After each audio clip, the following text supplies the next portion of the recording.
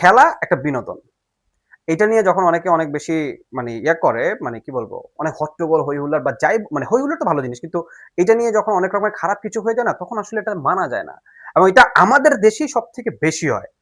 আলবি সেলেস্তাগো খেলা পড়ছে মানে আমার বন্ধুগত টিমের খেলা পড়ছে হইলো গিয়া কার লাগে? ওই পাড়ার সুইজারল্যান্ডের লগে। এখন এই সুইজারল্যান্ডের লগে কি মনে হয় কি জিততে পারে? এখন মেইন কথা এটা না। মেইন কথা হলো গিয়ে আচ্ছা, আর্জেন্টিনা স্টার্ট গ্রুপ তো পর্ব করো। যেমনে পার করছে যেমন একটা মানে উরুজ-ধুরুজ একটা যেমন ঝামেলা করে পার করছে আর্জেন্টিনা। নকআউট পর্বে আসার পর কিন্তু ২ টা ম্যাচ খেলছে, ২ টা ম্যাচে কিন্তু ধাক্কা খাইছে। আচ্ছা বন্ধু, তুই যে শুরু করে দিলি, শুরুতে বলবি না আমরা আসলাম, এগুলো বলবি না বন্ধু? আরে আমি তো অলরেডি শুরু করে দিছি ভিডিও। তুই বুঝতেছিস না? আমি তোরে প্রশ্ন করতেছি। ছেলেটা আসলে বোঝে নাই। আর্জেন্টাইন ফ্যান গুলো এমনই হয় ভাই। আরে আমাদের বোঝা একটাই জিনিস, হ্যাঁ, মেসি। হ্যাঁ, ওই যে এক জায়গাতেই আটকায় থাকবে সবাই। যাক না, মেসি বাবা যাক, টিমটাতে থেকে বের হোক। এই বিশ্বকাপের পর এখন যদিও আবার সে তো আবার বলছে যে দেখা যাক নেক্সট ওয়ার্ল্ড কাপ। কারণ next world next world cup তো আর্জেন্টিনাতেই খেলা হচ্ছে। আর্জেন্টিনায় খেলা নেক্সট জি ওয়ার্ল্ড কাপ? আর্জেন্টিনা মানে ৬টা টিম ৬টা কান্ট্রিতে খেলা হবে। সো আর্জেন্টিনার মধ্যে হোস্ট কান্ট্রি হিসেবে আছে এবং তারা খেলবে এখন আবার যদি মেসি খেলে তখন তার বয়স হয়ে যাবে ৪৩ বছর এবং বিশ্বকাপের ইতিহাসে সর্বোচ্চ বয়সের অধিকারী হিসেবে বিশ্বকাপ খেলবে মেসি। না না, ৪৫ বছর বয়স পর্যন্ত খেলছে না বুফন? জি না।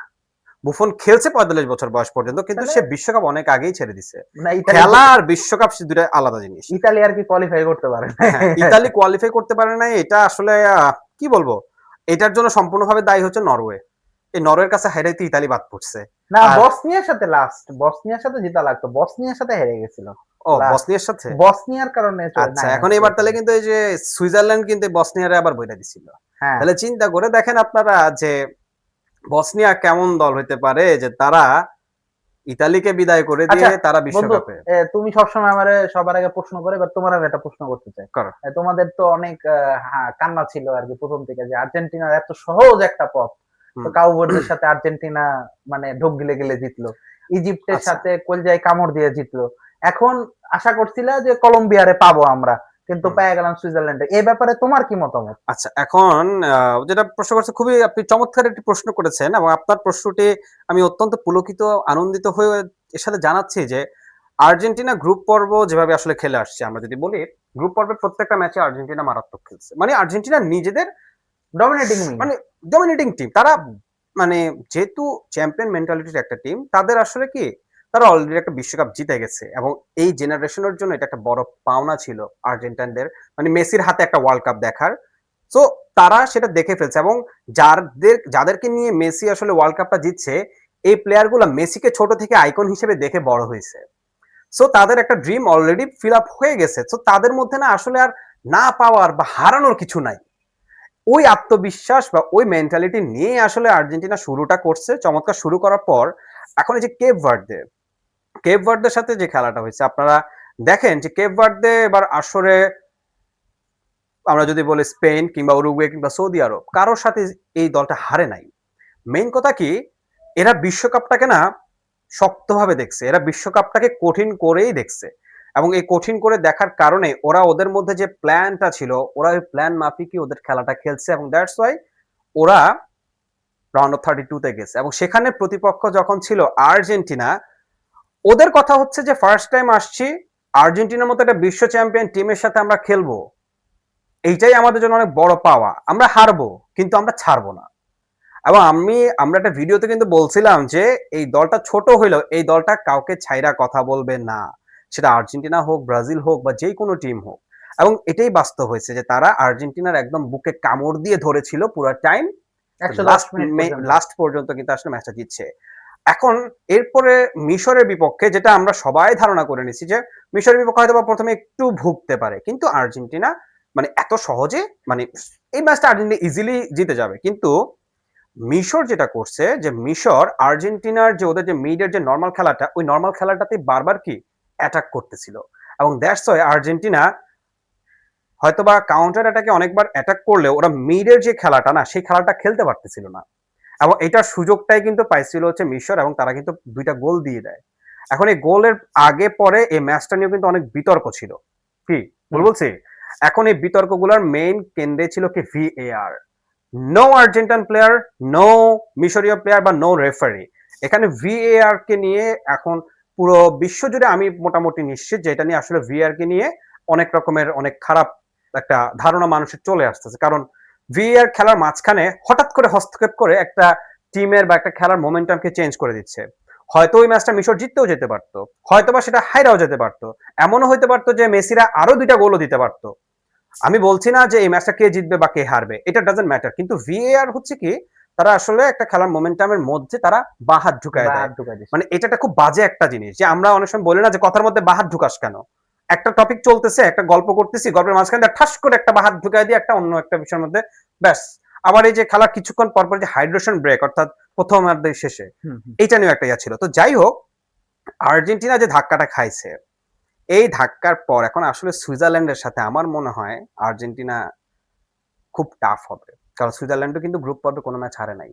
এবং না, তারা গত একটা মেক্সিকোকেও গোল শূন্য নিয়ে পেনাল্টিতে গিয়ে হারাইছে। সো ফুল ক্রেডিটটা কিন্তু আসলে এখানে ওদের যে গোলকিপার তাকে দেওয়া যায়। এটা ছাড়া তাদের, মানে আমার মনে হচ্ছে এই ম্যাচে টাফ হবে। আর্জেন্টিনা জিতে যাবে, কিন্তু টাফ হবে। আর্জেন্টিনার পরীক্ষা না শেষ হচ্ছে না, মানে আর্জেন্টিনা সেম টাইপের কোশ্চেন পাচ্ছে। কেউ বার্দে একই কোশ্চেন, সহজে অ্যাটাকে উঠে না, লো এক্সাক্টলি। ব্লক খেলে, কাউন্টারে ওঠে, ঠিক আছে। ইজিপ্ট একই কোয়েশ্চেন, একই কাজ করছে তারাও, লো ব্লক ছিল। যখন যখন বল পাইছে মোহাম্মদ সালাহ অথবা জিকো, স্পেশালি হাসান, এক উইং থেকে যখন বল নিয়ে দৌড় দেয়, ও মাই গড, ওর গতিতে আর্জেন্টিনা প্রত্যেকবার বিট হয়েছে।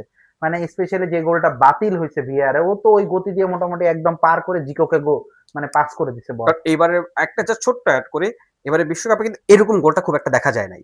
যে না। একটা জায়গা থেকে শুরু হয়ে একেবারে গোল গিয়ে শেষ হইছে। হ্যাঁ, এটা কিন্তু এবার বিশ্বকাপে আমার আমার দেখা এবার প্রথম গোল ছিল। মানে ইজিপ্ট মোটামুটি এই কাজই করছে, কাউন্টার অ্যাটাকে উঠছে বারবার, লো ব্লক ছিল, বল একবার ইন্টারসেপ্ট করতে পারছে, হঠাৎ করে ঢুকে গেছে। আর যেহেতু আর্জেন্টিনা স্লো ট্রানজিশনে, এবং ওরা কিন্তু মানে মিডে আর্জেন্টিনাকে বারবার আটকাইছে।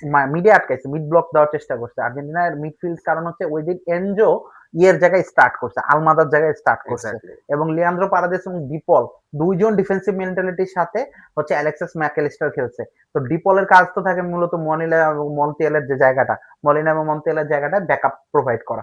এখন প্রবলেম হয়ে গেছে, আর্জেন্টিনা উইঙ্গার বেস্ট কোনো টিম না, এদের কাছে উইঙ্গার নাই, কোনো উইঙ্গারই নাই, প্রত্যেকটা টিমের কাছে আছে। এটা পুরোটা এখানে ফ্রান্সের দায়িত্বটা কাছে আছে, আসলে মেসিকে পালন করতে হচ্ছে। স্পেনের কাছে, স্পেন স্পেশালি সুইজারল্যান্ডের কাছেও আছে। সুইজারল্যান্ডের কাছে একজন ভালো উইঙ্গার আছে। আমরা যদি নর্ডির কথা বলি, সুইজারল্যান্ডের ভালো উইঙ্গার ভালো ক্রস ট্রস প্রোভাইড করে। এখন সুইজারল্যান্ডও একই কাজ করবে, লো ব্লক করবে, কাউন্টার অ্যাটাকে উঠবে। আর্জেন্টিনাকে আবারও ওই লো ব্লক ভাঙতে হবে। আর্জেন্টিনার জন্য অবশ্য ইউরোপ পরীক্ষাটা তুলনামূলক একটু ইজি আফ্রিকান পরীক্ষার থেকে, কারণ আর্জেন্টিনা আফ্রিকার পরীক্ষায় বেশিরভাগ সময় ঢুকতে দেখা গেছে তবে আর্জেন্টিনাকে। ইউরোপ আর আফ্রিকা যখন মুখোমুখি হয়, তখন কিন্তু আসলে একটা লড়াইটা অন্যরকম হয়ে যায়। হ্যাঁ, আফ্রিকা কিন্তু সহজে, তখন মানে আফ্রিকার না, টিমগুলো কিন্তু হ্যাঁ, মানে মারাত্মক করছে ইউরোপ এবার আর কিন্তু। লাতিন, সরি আমি ইউরোপ আর লাতিনের কথা বলছি, লাতিন, আফ্রিকা না। ইউরোপ আর লাতিনের যখন মুখোমুখি হয়, তখন কিন্তু আবার ভিন্ন রকমের একটা ইয়া চলে আসে। ল্যাটিন এখন আমেরিকা কিন্তু ওখানে ডমিনেট করে, ডমিনেট ডমিনেট করে। করে, আবার ডমিনেট অনেক সময় হয়ে যায়, যেটা আমরা বলি যে ব্রাজিল সবসময় ডমিনেট হয়, যদি ব্রাজিলের ব্রাজিল কথা বলি। করেও ডমিনেট, হ্যাঁ, স্পেন তো আবার করছিল আবার ডমিনেট, আবার ডমিনেট করেও, ডমিনেট কিন্তু করেও। আসলে যে কি হইতে পারে। মানে এখানে হচ্ছে দেখা গেছে আফ্রিকান টিমগুলো কিন্তু এবার ভালো করছে, ডিআর কঙ্গো, ঠিক আছে, কাউ ভের্দে, কুরাসাও, তারপরে হচ্ছে এই পাশ থেকে যদি আমি বলি এই যে ইয়ের কথা, ইজিপ্ট বা মিশর মোটামুটি। তারপরে এগুলা টিম কিন্তু ভালো করছে, মানে ওদের যে আফ্রিকার অ্যাফকন থেকে যতগুলো টিম উঠছে, এবার ওরা বেশ ভালো, মানে প্রতিপক্ষকে মোটামুটি কান দেয়া ছাড়ছে। এখন সুইজারল্যান্ডের বিষয়টা হচ্ছে, সুইজারল্যান্ড কলম্বিয়ার সাথে মোটামুটি, কলম্বিয়া ভালো কিছু চান্স ক্রিয়েট করছিল, কিন্তু কলম্বিয়া গোলটা মানে ফিনিশটা করতে পারেনি। লুইস দিয়াজের কাছে অনেক বেশি আশা ছিল যে লুইস দিয়াজ হয়তো বা ফিনিশ করতে পারবে, বাট কলম্বিয়া ফিনিশ না করতে পারার কারণে দেখা গেছে যে কলম্বিয়া অনেকটা মানে পিছায় গেছে এবং ট্রাইবেকারে গেছে। ট্রাইবেকারে যে কোনো কিছু হতে পারে, এটা ভাগ্যের পরীক্ষা।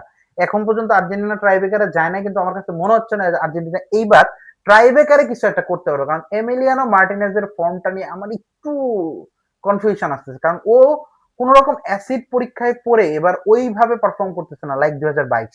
আমি ওই পারফরমেন্সটা এমিলিয়ানো মার্টিনেজের কাছ থেকে পাচ্ছি না এখন। কারণ তার কাছ পর্যন্ত বলতে যাচ্ছে না, না আর না, মানে যেটা গেছে যেগুলো ওটা গোল, যেগুলো গেছে এখন, ভাই এগুলো গোল। ওয়ার্ল্ড কাপে মানে না না, তুই তার দেখ, রিয়াকশন নাই। মানে মানে আমি মিশরের বলতেছি কি, সাথে যে মিশরকে যে গোলগুলো দেওয়া হয়েছে, অথচ শুরুর দিকে কিন্তু মিশরের গোলকিপার তুই দেখ কেমন ছিল। খুবই সেই ভালো যেগুলা ছিল। যেগুলো তার মানে সেভ দেওয়ার মত, মানে তার হাতের নাগালের ভিতর বা যতটুকু তার রেঞ্জের মধ্যে আছে ততটুকুই, এর বাইরে যদি যায়, সেখানে যদি আমরা যদি স্বয়ং ওই লেভ ইয়াসিনকেও যদি নিয়ে আসি, সেও কিছু করতে পারবে না। সো রোমেরোর গোলটাও ঠিক সেম এরকম হয়েছে। আর মেসিটা তো ওইটা ভাই, মেসি ফিরতি একটা বল পেয়ে গেছে। আর এরকম বল যদি মেসি পায় এটা কখনো মিস মেসি করবে? কিন্তু ওই বলটা কিন্তু বুট দিয়ে শুট করে নাই, সিনের যে জায়গাটা আছে সিন গার্ড যেখানে একটু পরে ওখান থেকে একটা শুট করতে, আসলে ওর পায়ে যে একটা ম্যাজিক আছে, ও এটা সিন দিয়ে শুট করলে ওটা গোল। ম্যান এখন this is এটা এখানে আসলে লাস্ট কিছু একটা মানে এই বলার নাই। ইয়ারটাতে মানে এটা অসাধারণ। মেসি টিম কি আরেকটা মনে গোল হয় দিয়ে কোনো দিল চেঞ্জ আসতে পারে? এবং এবারে বিশ্বকাপে এটা নিয়ে হলো তার চেঞ্জ আসার অষ্টম সম্ভাবনা গোল। আছে।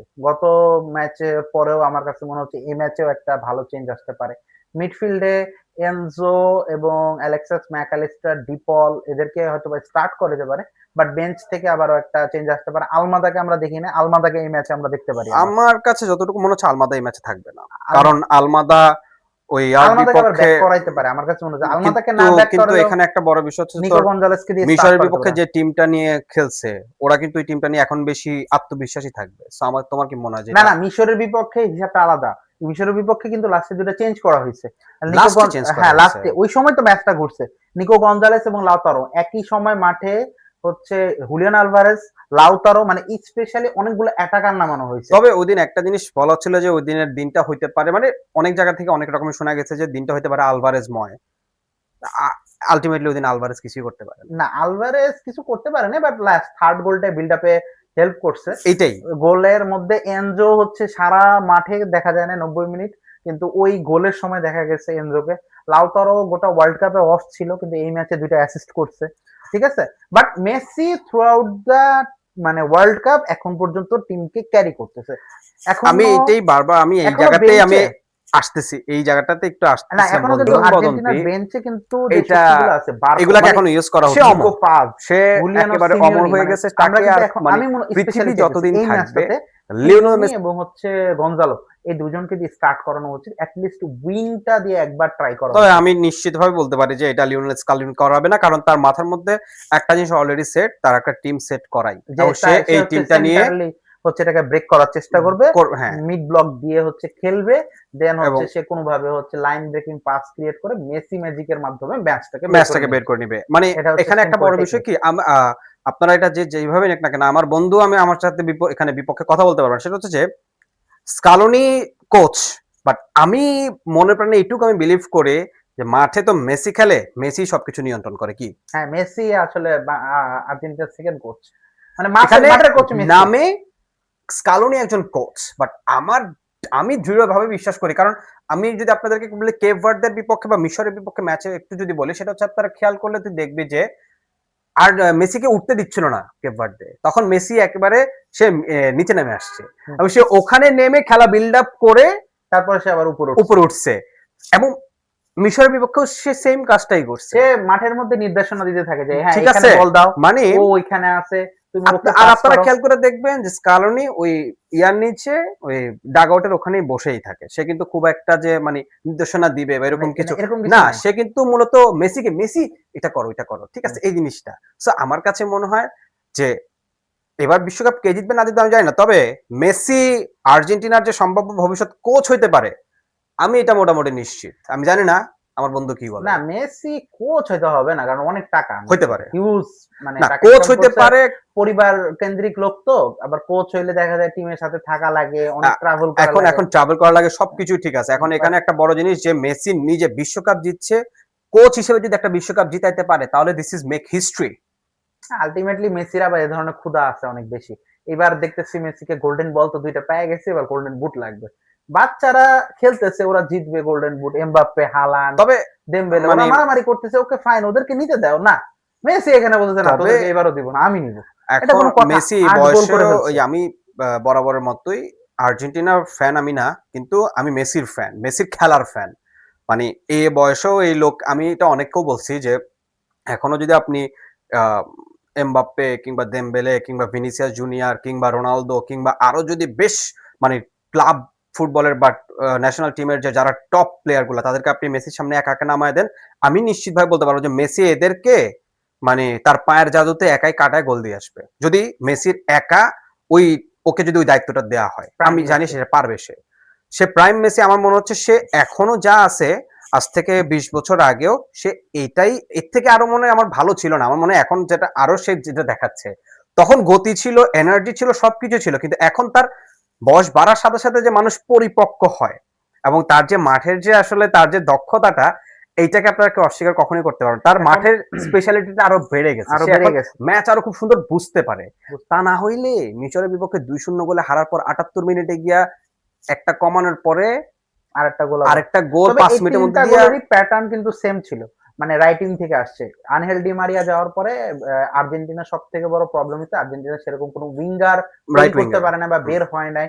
আনহেল ডি মারিয়ার জায়গাটা যে শূন্য স্থানটা সেদিন মেসিকে পূরণ করা লাগছে। হ্যাঁ। মেসি অনেকদিন পরে রাইট উইঙ্গার হিসেবে খেলছে। মেসি কিন্তু রাইট উইঙ্গার হিসেবে খেলা বন্ধ করে সেন্ট্রালি খেলা শুরু করছিল অনেক আগে।